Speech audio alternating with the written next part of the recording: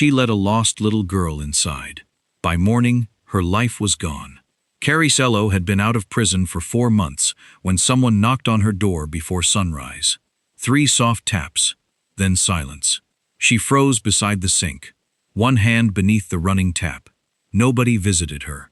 Her landlord sent text messages. Her parole officer called before arriving. Even the woman from the laundry downstairs avoided her in the hallway. Freedom had not made people forget where Carrie's had been. The knock came again, quieter this time. Carrie's turned off the tap. Rain pressed against the windows. The apartment was dark, except for the weak yellow light above the stove. The clock read 5:16. She moved toward the door. "Who is it?" No answer. She looked through the peephole and saw nothing until something shifted below her line of sight. Karis opened the door with the chain still secured. A little girl stood in the hallway. She could not have been older than 3. Dark hair tangled around her face. Pale pink pajamas beneath an oversized gray coat. One slipper missing, the others soaked through. She looked up at Karis with exhausted eyes. "I'm hungry." Karis stared at her. The girl was not crying. That frightened her more. "Where is your mother?" The child looked down the empty corridor. "I don't know." "Your father?" No answer. Karis removed the chain and checked both ends of the hallway. Nothing. The building was old, poorly heated, and occupied mostly by people who worked nights or avoided questions. No doors opened, no footsteps moved on the stairs. "What's your name?" Karis asked. "Elsie." "Elsie what?" The girl frowned as though the question required too much effort. "Elsie." Karis should have called the police immediately. Her parole conditions required her to report suspicious contact. She was not supposed to shelter strangers or involve herself in anything that could draw police attention. One mistake. That was what her parole officer had said on the morning of her release. One mistake, and you go back. Karis had built her new life around that warning. She worked 12-hour shifts at a bakery warehouse. She returned home before dark. She avoided parties, arguments, and anyone who carried trouble with them. The little girl shivered. Rainwater dripped from her coat onto the hallway floor. Karis stepped aside. "Come in." Elsie entered without hesitation. Children were supposed to be cautious with strangers. This one looked too tired to be afraid. Karis locked the door and crouched in front of her. "Are you hurt?" Elsie shook her head. "Did someone bring you here?" Another shake. "You walked." The girl shrugged. Karis removed the wet coat. Faint red marks circled Elsie's wrists. Not deep, not fresh enough to bleed, but they were not accidental. "Who did that?" Elsie looked away. Karis did not force her to answer. She knew what fear looked like after it had learned silence. "Sit down. I'll make you something." Elsie climbed onto one of the kitchen chairs and tucked her bare foot beneath her. Karis opened the refrigerator. Half a loaf of bread, 2 eggs, milk that expired the next day, 1 apple, enough for 1 adult if she planned carefully. She scrambled the eggs and cut the bread into small pieces. Elsie ate quickly at first. Then she slowed, as though realizing no one intended to take the food away. Karis sat across from her. "Do you know where you live?" Elsie shook her head. "What color is your house?" "Big." Karis almost smiled. "That isn't a color. White." "Good. What else?" "Trees." "Do you know the street?" "No." "Your father's name?" The fork stopped halfway to Elsie's mouth. "Daddy." Karis let the question go. When the plate was empty, Elsie climbed down. "Can I sleep?" Karis looked toward the narrow bedroom. She had 1 bed and a sofa with a broken spring. "You can take the bed." Elsie held out her hand. Karis stared at it. Children in prison visiting rooms used to reach for their mothers that way. Without hesitation, without understanding what it cost the person being reached for. Karis took her hand. Elsie's fingers closed tightly around hers. The child fell asleep within minutes. Karis sat beside the bed and watched her breathe. In sleep, Elsie looked younger. The guarded alertness had left her face. There was dirt beneath her fingernails and a fading bruise near her knee. Karis checked the coat pockets. Nothing except a small silver hair clip shaped like a bird. No address. No label. No clue. She went to the window. The street below was empty. She needed to call the police. But the thought of officers inside her apartment tightened her chest. The last time police had come to her door, they pushed her against a wall before she understood what was happening. Her boyfriend, Kellen, had hidden stolen evidence in her car. He told her the bag contained work documents. By the time she discovered the truth, he had disappeared. The prosecution called her loyal enough to lie for him. The jury called her guilty. 8 years. 8 years for trusting the wrong man. Karis pressed her forehead against the cold glass. This was different. A missing child was different. Doing nothing would be worse. At 7, she called the emergency number her parole officer had given her. No answer. She left a message. Then she called the police information line without identifying herself. Have any children been reported missing? The dispatcher asked for her name and location. Karis hung up. Coward. Prison had taught her that fear could call itself caution only for so long. Elsie woke at 8:30. She sat upright and looked around the unfamiliar room. Panic crossed her face. Then she saw Karis. You stayed. Karis swallowed. Yes. Elsie climbed from the bed and walked into her arms. The trust felt immediate and undeserved. Karis held her carefully. We need to go somewhere. No. The police can help find your family. Elsie's body stiffened. No police. Karis pulled back. Why? Elsie shook her head. Bad men. The police? No. Then who? Elsie pressed her face into Karis's shoulder and refused to answer. Karis closed her eyes. This was not a child who had simply wandered from home. Someone had taken her, and whoever had done it might still be looking. The police station was 12 minutes away. Karis considered leaving Elsie at the front desk and walking out before anyone asked for identification. She dismissed the idea before they reached the second traffic light. She had already abandoned too many things because she was afraid. She would not abandon a child. Inside the station, the desk officer barely looked up. I found her outside my apartment. He reached for a form. Your name? Karis Ello. His pen stopped. The recognition came from the computer, not her face. Date of birth? She gave it. His expression changed. You're on parole. Yes. And this child was inside your residence? She knocked on my door. How long was she there? Since early this morning. You waited before reporting her? I called my parole officer. Did you speak to him? No. The officer looked at Elsie. The little girl had both arms wrapped around Karis's leg. What's her name? Elsie. Surname? I don't know. He crouched. Elsie, sweetheart. Come over here. She tightened her grip. No. The officer stood and reached for the telephone. I need you to wait. Karis's skin prickled. Why? He did not answer. He spoke quietly into the receiver. Karis caught only fragments. Female child. Approximately 3. Matches description. Then, notify Hearst. The atmosphere changed. Another officer moved toward the front doors. A plainclothes woman emerged from a hallway and stared at Elsie. Someone raised a radio. Karis felt the old panic beginning. What is happening? The desk officer looked at her. Sit down.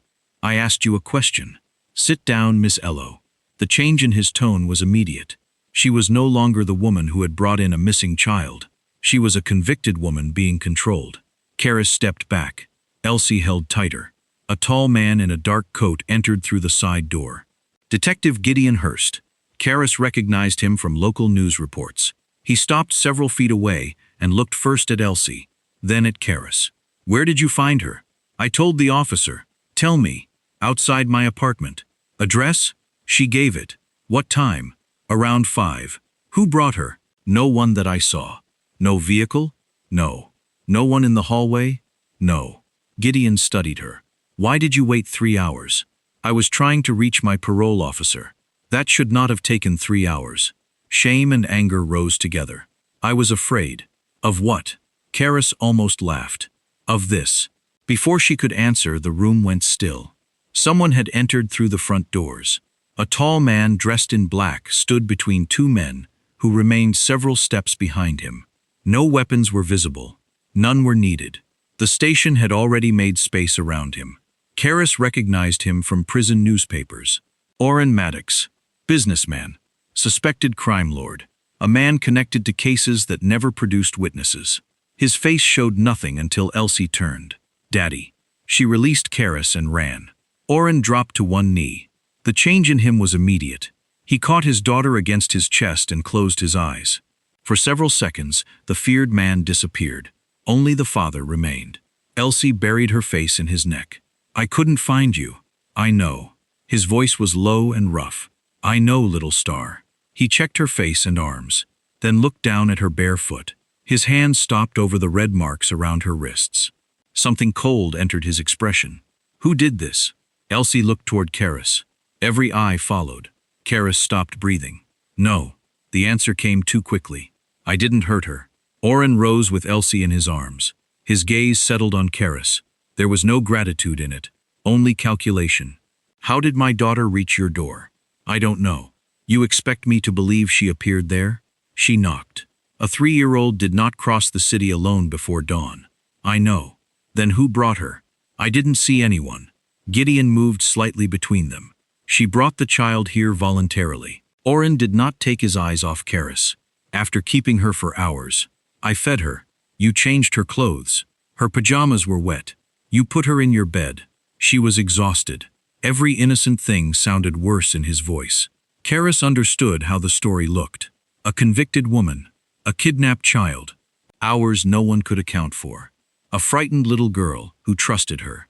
She had lived through this before. Facts twisted until they became motive. Kindness rearranged until it resembled guilt. Oren handed Elsie to one of his men. The child immediately reached toward Karis. Karis. Oren's eyes sharpened. Of course Elsie knew her name. Karis had told her. But in that room, even that became suspicious. How long did it take you to make her trust you? Oren asked. Something inside Karis gave way. I didn't make her do anything. Then why is she calling for you? Because I opened the door. Silence followed. Oren studied her, as though deciding whether the sentence was truth or performance. Gideon turned to an officer. Take Miss Elo to interview 2. Karis's heart began pounding. No, we need a formal statement. I have told you what happened. You answered questions at the desk. That is not the same thing. I'm not going into that room. Gideon lowered his voice. A child was kidnapped and somehow appeared outside your apartment. We need to understand why. So do I. Then cooperate. Karis looked toward the interview corridor. No windows. One door. A room designed to keep people seated until their story changed. 8 years returned at once. The interrogations, the public defender telling her cooperation would help. The prosecutor asking the same questions until exhaustion turned details into contradictions. The judge saying her silence suggested guilt. She could not sit in another room while strangers decided what her fear meant. Not with Oren Maddox watching her, not when the police had seen her record before they saw what she had done. An officer approached. Karis stepped back. Elsie began crying. Karis! Everyone turned toward the child. For 1 second, the room lost its shape. Oren turned. Gideon moved toward Elsie. The officer beside Karis looked away. Karis ran. She pushed through a side door marked staff only, crossed a narrow corridor, and found a rear exit. An alarm sounded behind her. She did not stop.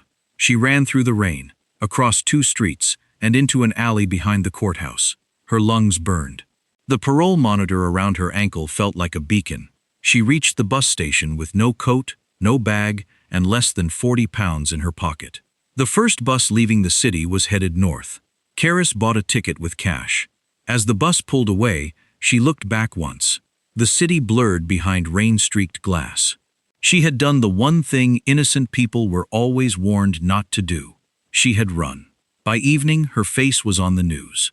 Former prisoner sought for questioning in connection with the disappearance of 3-year-old Elsie Maddox. The report did not call her the woman who returned the child. It called her a person of interest. Karis watched from a motel room 3 towns away. Then another report appeared. 2 men had been found dead inside an abandoned warehouse. Police believed they were connected to Elsie's kidnapping. Karis stared at the blurred photographs. One of the men wore the dark jacket she remembered seeing across the street from her building before dawn. He had left Elsie near her door. Now he was dead. Someone was removing everyone connected to the kidnapping. The hired men first, then witnesses. Karis switched off the television. She had spent 4 months believing prison was the worst thing waiting for her. It no longer was. Somewhere beyond the motel walls, people more dangerous than the police were searching for the last person who had seen Elsie before she was returned. And that person was Karis. She left the motel before sunrise, paid in cash, took the stairs instead of the lift. Crossed the road twice before reaching the bus station. Prison had left her with habits freedom had not erased. Never walk the same route twice. Never assume you are alone. Never ignore the feeling of being watched. By the third day, she was certain someone had found her. Not because she saw the same face, because she kept noticing the same mistakes. A newspaper left open to the page carrying her photograph, a black sedan outside 2 cafes in different towns. A man standing too long beside the vending machine at a service station. Any one of them could have meant nothing. Together they meant she was no longer running alone. She stopped using buses. She began taking rides from strangers and sleeping wherever she could remain unseen. Roadside churches, abandoned farm sheds, once beneath the loading dock of a closed warehouse. She avoided televisions, avoided police, avoided people. On the 5th night, she entered a convenience store just before closing. The television above the drinks refrigerator caught her attention. 2 men found executed in abandoned factory. The screen showed blurred crime scene photographs.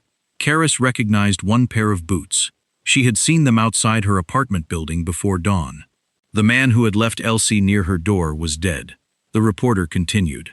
Police believe both men were involved in the kidnapping of 3-year-old Elsie Maddox. Investigators are searching for a possible third accomplice. Karis went cold. To everyone watching, she was that third accomplice. She bought water and left. Halfway across the parking lot, the report changed. Her photograph appeared on the screen. Former inmate wanted for questioning. She walked faster.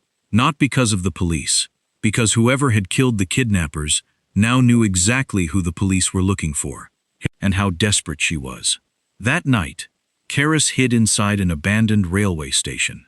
For hours, she tried to convince herself that fear was making her imagine things. Then she heard footsteps. Several men. Flashlights swept through the broken windows. "Check downstairs," one voice said. Another answered, "The boss wants confirmation." Confirmation, not questioning. Karis covered her mouth and pressed deeper beneath collapsed timber. The men searched for almost 20 minutes. One flashlight stopped less than 3 meters away. Then a phone rang. "No," a man said quietly. "She's not here." A pause. "We'll keep looking." The footsteps faded. Karis remained hidden until daylight. By then, she understood. She was no longer running because she looked guilty. She was running because someone wanted her dead before she could explain anything. For 2 days, she thought only about survival. Cross the border. Use another name. Sleep outside until the news moved on. Every plan ended the same way. The police found her, or the killers did. There was only one place neither group could enter easily. The place she had spent 8 years trying to escape. The state penitentiary. Stone walls. Guard towers. Armed officers. Records of every person who entered or left. For the first time since her release, prison sounded safe. The thought disgusted her. On the day she walked free, Karis had touched the outer gate and whispered, "Never again." Now she sat outside a supermarket, wondering how to break that promise. Eventually she stood. She entered the store and picked up bread, milk, and coffee. Then she walked past the tills. The security guard called after her. "Miss!" Karis kept walking. He caught her outside. She handed him the basket. "I stole these." He blinked. "What?" "I left without paying." "You can still pay." "I won't." He looked at the items. "Less than 40 pounds. "Why?" "I committed theft." The guard frowned. "I'm calling the police." "Please do." 2 officers arrived 15 minutes later. One recognized her. "Karis Elo." She nodded. The younger officer looked between them. "You know her?" "She's on parole." His expression changed. The older officer examined the basket. "This is what you took?" "Yes." "Karis, you know this doesn't have to become an arrest." "Yes." "You can pay and leave." "I won't." "You'll violate parole." "I know." He studied her. She was not drunk. Not angry, not confused, only exhausted. "What are you doing?" Karis gave him a weak smile. "Trying to stay alive." He thought she meant emotionally. She did not explain. The parole hearing lasted less than 10 minutes. The judge read her file twice. "You completed 4 months without incident." "Yes." "You maintained employment." "Yes." "You attended every scheduled meeting." "Yes." "And then you deliberately committed theft." "Yes." "Why?" Karis remained silent. If she spoke about the men hunting her, she would have to explain why. Elsie, Orrin Maddox, the station, running. Every answer would return her to the same suspicion. I made a mistake. The judge frowned. This was deliberate. Yes, I thought you wanted another chance. I did. Then why throw it away? Because prison walls were harder to enter than motel rooms. Because guards fired at intruders. Because inmates did not disappear without records. Karis lowered her eyes. I don't have an answer you'll understand. The judge sighed. Parole revoked. The words should have devastated her. Instead, relief loosened something in her chest. She was returning somewhere predictable, somewhere guarded, somewhere she might survive long enough for the truth to matter. The prison transport left after dawn. 4 correctional officers, 6 prisoners, steel partitions between the rows. Carrie sat beside the window with her wrists cuffed. For the first time in days, she slept. She woke to shouting. The vehicle swerved. Brakes screamed. Gunfire erupted outside. Not wild, controlled. Another vehicle struck the transport from the side. One officer reached for his radio. Stay down! The rear doors burst inward. Masked men in black tactical clothing entered with military precision. One grabbed Karis. She fought him. No! He dragged her toward the opening. I'm trying to go back. The man paused. Karis looked directly into his mask. Please, I'm safer there. Another attacker cut through her cuffs. She struggled harder. The officers assumed she was resisting out of fear. The attackers thought she was pretending. Neither understood that she was not afraid of being taken. She was terrified of losing the only protection she had left. A needle entered her neck. The vehicle tilted around her. The last thing she heard was a calm voice. Take her to Mr. Maddox. Karis woke on a mattress too soft to belong in prison. The room smelled of polished wood instead of disinfectant. Her wrists were free. A steel restraint secured one ankle to the bed frame. She closed her eyes. Not prison. Worse. The door opened. Orrin Maddox entered alone. Dark suit, unreadable face. He placed a chair opposite the bed and sat. For almost a minute, neither spoke. Then he asked, Why were you trying to return to prison?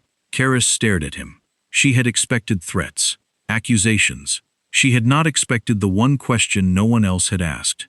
This man had already begun looking beyond the obvious answer. That made him more dangerous. She studied the room. Large windows, heavy curtains, bookshelves, a fireplace, no bars, no visible cameras. Prisons had rules. Men like Orrin Maddox made their own. You attacked a state transport. I intercepted it. You kidnapped me. I removed you. There is a legal word for that. He ignored her. Answer the question. I don't owe you anything. No. His tone remained calm. But your life may depend on what you tell me. She laughed once. My life depends on whether you believe me. It depends on whether you're telling the truth. They aren't the same thing. Orrin watched her. You've been accused before. Karis looked away. Yes. And no one believed you. No.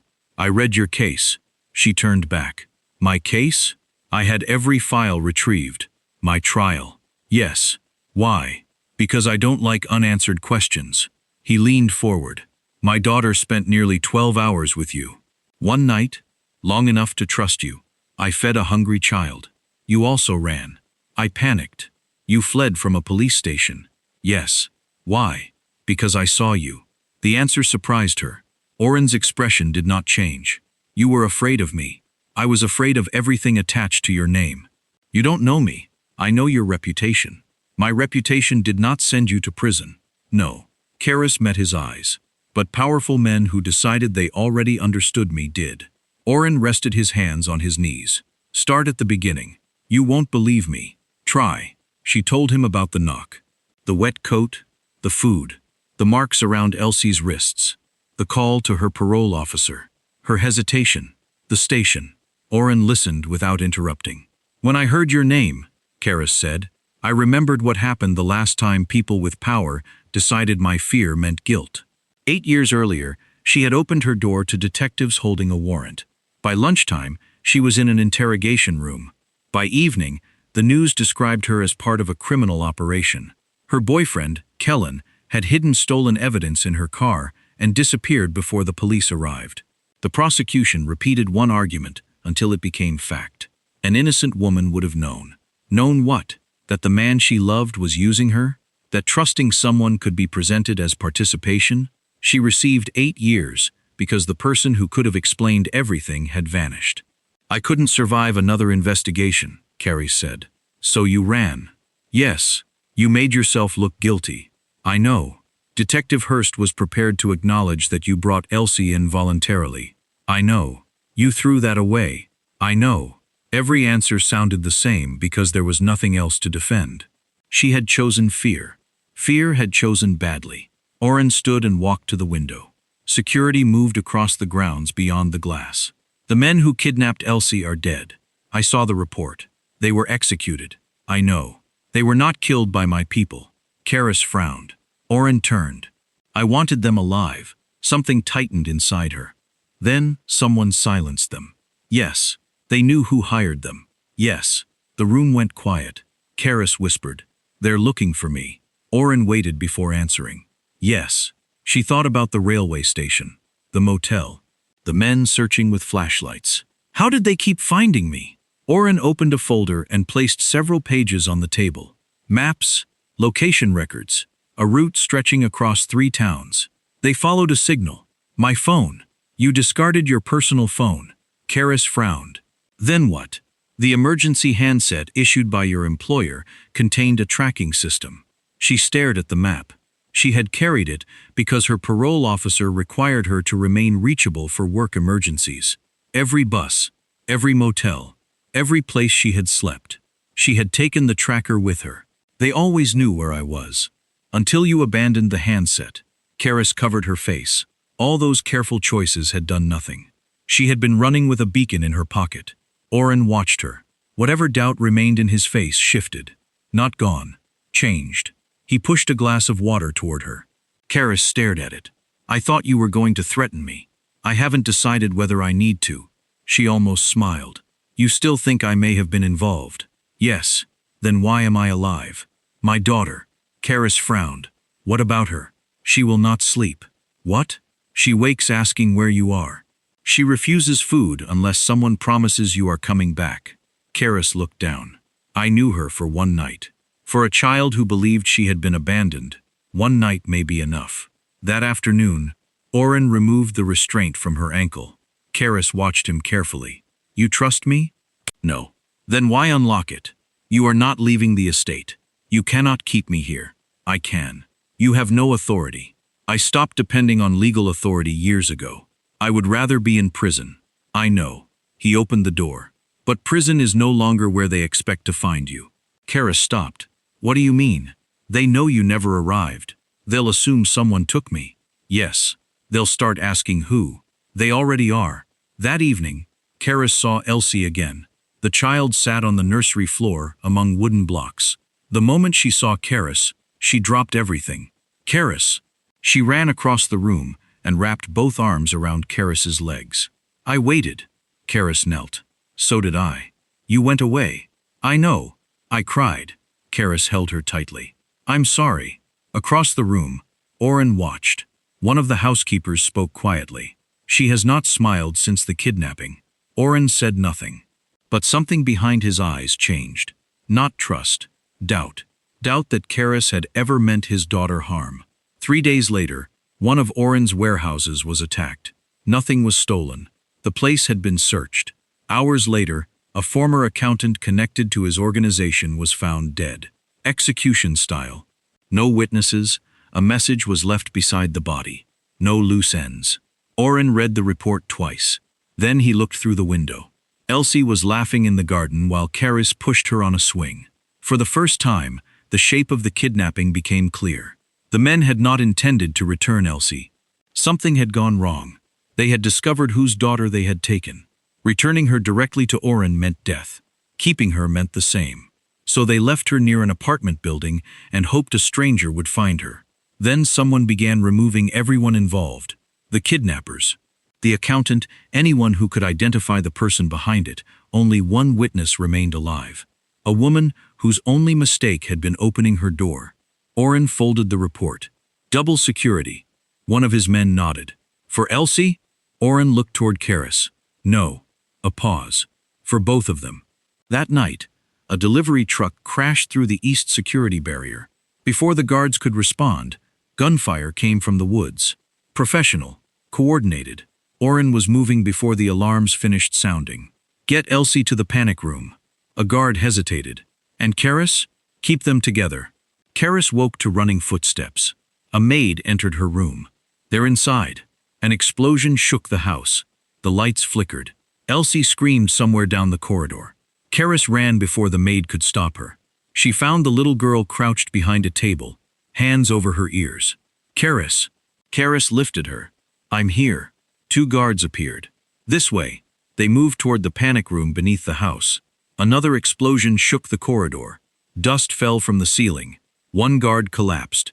The other pulled Karis and Elsie behind a stone pillar. They breached the west wing. He pointed toward a narrow service passage. It leads outside. And Oren? We lost contact. The guard looked at Karis. Take her and go. Karis stared into the passage. She could leave, disappear before anyone stopped her. Nobody knew where the tunnel ended. Then she looked at Elsie. And 8 years in prison had taught Karis something freedom had not. Running only protected you until someone found you again. She shook her head. I'm not leaving him. The guard stared at her. Karis turned back toward the house. Outside, Oren's men forced the attackers toward the trees. Several bodies lay in the garden. Then one figure broke away. Not toward Oren, toward the west wing, toward Elsie. Oren's blood went cold. Elsie? The attacker reached the nursery and found it empty. He turned. Karis struck him with a brass lamp. The blow caught his shoulder. He staggered. She ran, still carrying Elsie. The man recovered and followed. Karis reached the staircase just as another attacker stepped into her path. There was nowhere left to go. A shot cracked through the hall. The man collapsed. Oren stood at the far end of the corridor. His weapon lowered slowly. Their eyes met. And not with romance. Not yet. With recognition. Each had just watched the other choose Elsie over escape. By dawn, the estate was secure. 6 attackers were dead. 2 had been captured. 1 began talking. Enough for names. Bank transfers. Roots. The kidnapping had never been about ransom. It was about succession. Someone inside Oren's organization believed Elsie would one day inherit everything. The kidnappers had been hired through intermediaries and never told whose child they were taking. When they discovered the truth, they abandoned her. Then they were executed before they could identify whoever had paid them. The person behind it spent the next week eliminating witnesses. Only Karis survived. Not because she was lucky, because she had chosen the one place no one expected her to seek protection. Prison. 3 days later, Oren entered the underground holding room. His chief of security sat restrained across from him. A man who had served beside him for 12 years. You ordered my daughter taken. I was protecting the organization. You nearly killed her. She was becoming a weakness. You murdered the men you hired. They were liabilities. And Karis? The man shrugged. She opened the wrong door. Oren looked at him. No. His voice was quiet. She opened the only door that kept Elsie alive. Life inside the estate changed slowly. The security remained. So did the danger. But fear no longer controlled every room. Elsie laughed again. She insisted that Karis read every bedtime story and sit beside her at breakfast. One evening, she looked at Oren. Can Karis stay forever? Karis shifted awkwardly. Elsie. Oren looked at his daughter. Then at Karis. This woman had every reason to distrust powerful men. Every reason to save herself. Yet she had protected his child repeatedly, without asking for money, safety, or recognition. She had asked only to return to prison. The thought almost made him smile. Weeks later, Oren found Karis in the garden, repairing the silver bird clip from Elsie's coat. You kept it. It was damaged. That was not what I said. Karis looked down at the bent wing. It reminds me that broken things are not always ruined. Oren sat beside her. Neither spoke for a while. Then he said, I owe you an apology. She looked at him. I judged you before I knew what happened. You had reasons. I had suspicion. You had a missing daughter. He nodded. I thought you gained her trust for a reason. And now? I think she met someone who treated her kindly without knowing whose child she was.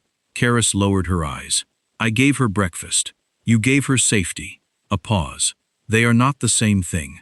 Months later, Gideon Hurst visited the estate after the investigation closed. He watched Elsie chase Karis through the garden. You were wrong about her, he told Oren. I know. Gideon smiled faintly. I almost asked her to dinner. Oren looked at him. What stopped you? I realized every time she spoke about feeling safe, she was already speaking about this place. His eyes moved toward Oren.